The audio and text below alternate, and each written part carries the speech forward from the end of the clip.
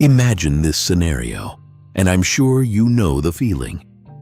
You are sitting at the dinner table, and the air is thick. Something is wrong. Maybe it was a comment they made earlier. Maybe it was the way they looked at you. Maybe it is just the silence itself, a heavy blanket that smothers the room. You have a choice. You can say something, or you can take another bite of your food and pretend everything is fine. At this point, you choose the second option. You keep the peace. And in that moment, you feel like a hero. You are the mature one. You are the one who lets things slide. But here is the secret nobody tells you. Keeping the peace is not a strategy. It is a slow poison. That silence you just chose, it does not disappear. It gets stored in a closet in your chest. You pile one little silence on top of another. A comment you did not address. A need you did not express. A boundary you let get crossed. Over months and years, that closet fills up. And one day, you will open the door, and it will all fall out at once, crushing everything in its path. That is not peace. That is a ticking time bomb disguised as good manners. We are raised to believe that conflict is bad.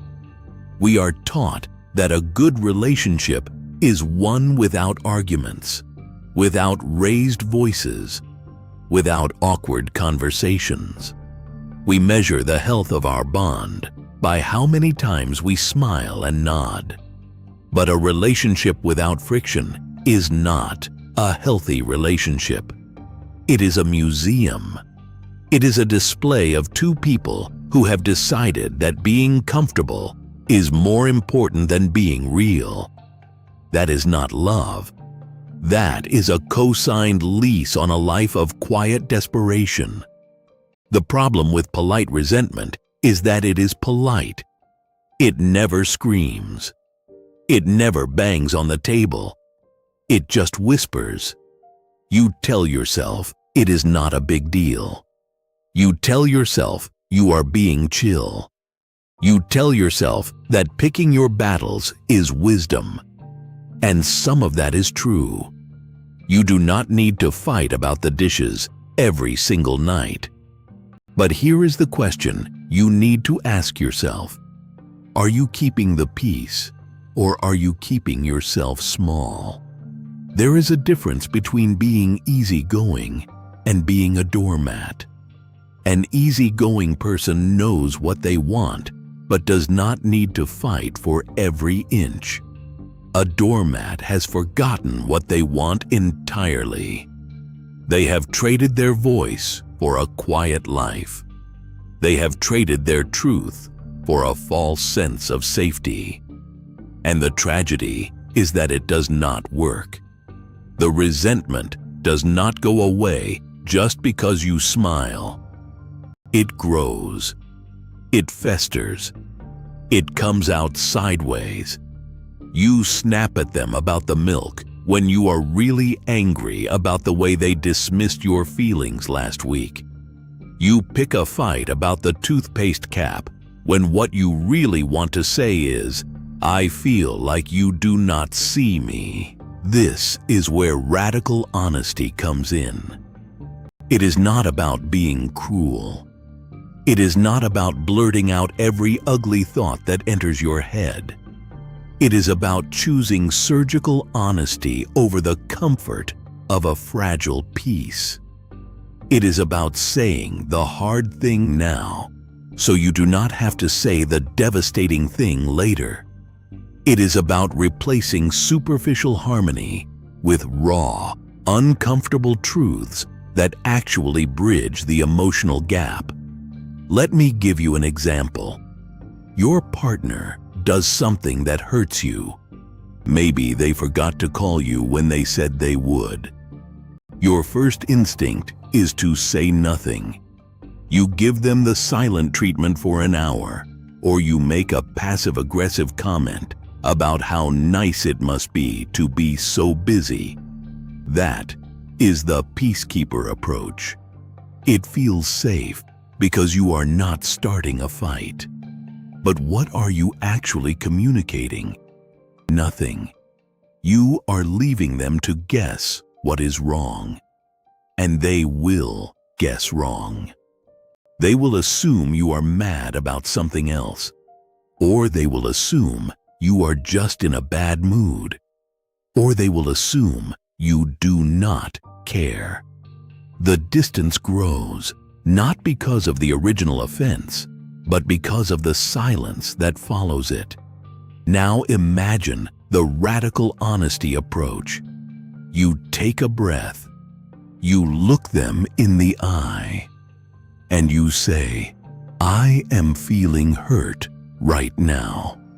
I know you did not mean to forget, but your call mattered to me. And when you did not make it, I felt like I was not important." The words are uncomfortable to say. They are vulnerable.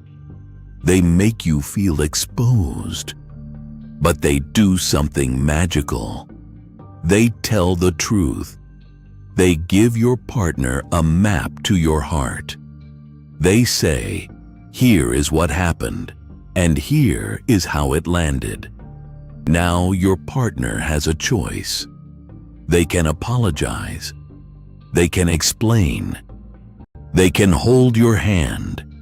But they can only do those things if you give them the information. Staying quiet robs your partner of the chance to repair. It robs them of the opportunity to know you. And it robs you of the relief that comes from being seen. Radical honesty is not a weapon. It is a flashlight. You are not shining it in their eyes to blind them. You are turning it on the dark corners of the relationship so you can both see what is really there. The biggest enemy of intimacy is not anger. It is the suffocating silence of unspoken grievances.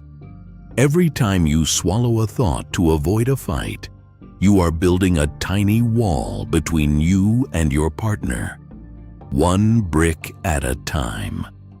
Eventually, you look across the dinner table and you do not recognize the person you are sitting with. You have both become strangers, polite strangers who share a bed and a mortgage and a history of things left unsaid. Here is a hard truth. People are not mind readers. They cannot know what you need if you never tell them. They cannot know they crossed a line if you never draw it.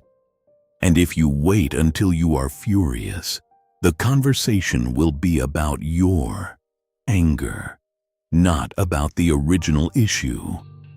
Radical honesty is about catching things early. It is about saying the small thing before it becomes a big thing. It is about choosing the discomfort of a 5-minute conversation today over the agony of a 5-year resentment tomorrow. Does this mean you should never let things go? No, of course not. There are a million tiny irritations that do not matter. They forgot to take out the trash. They hummed a song you hate.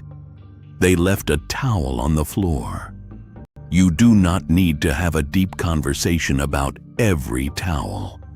That would be exhausting and neurotic.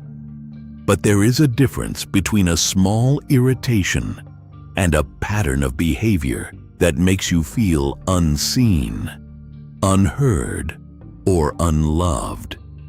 The key is learning to tell the difference. Does this thing touch a nerve of something deeper? Does it remind you of a time you felt dismissed? Does it make you feel unsafe, unseen, or devalued? If the answer is yes, then it is not about the towel. It is about the feeling behind the towel. And that feeling deserves to be spoken out loud. When you speak your truth, you are not attacking the other person.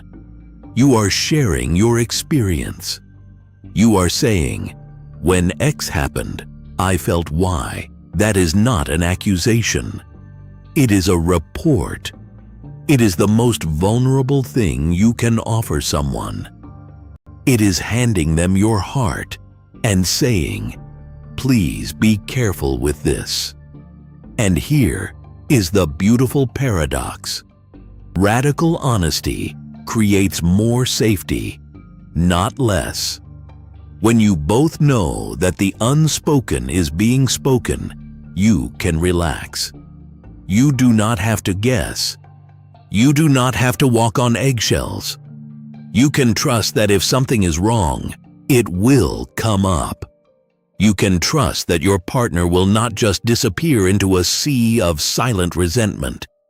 You can trust the relationship to handle the truth. The fragile peace you have been protecting, it is not peace. It is a ceasefire. It is the quiet before the next eruption. It is a band-aid on a wound that needs stitches. True peace in a relationship is not the absence of conflict. It is the presence of repair.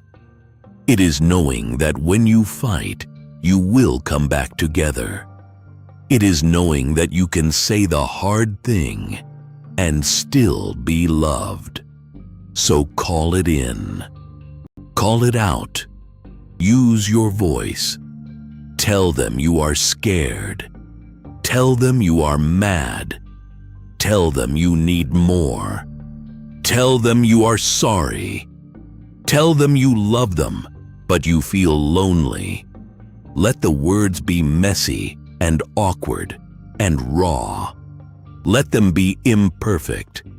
Just do not let them be silent. Break the cycle. Choose the truth. Choose the uncomfortable conversation. Choose the messy, beautiful, terrifying work of actually being known.